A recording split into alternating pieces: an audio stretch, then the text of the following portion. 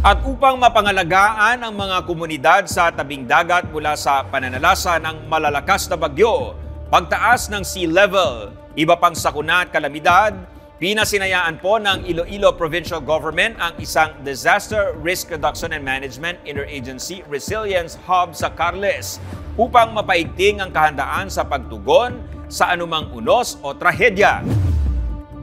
Isa itong two-story, 10 million facility na pinondohan ng provincial at municipal government.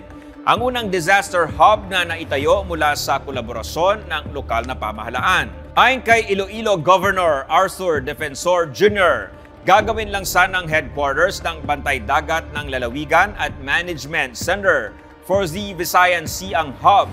Pero kalaunay, ginawa na itong centralized command center na tutugon sa anumang kakaharaping krisis ng probinsya tulad ng climate change, food security at health crisis. Magsisilbi ring municipal extension ng Provincial Civil Defense Service of Iloilo ang Resilience Hub at pag-iisahin ang disaster risk reduction, disease control, food security at comprehensive emergency response system.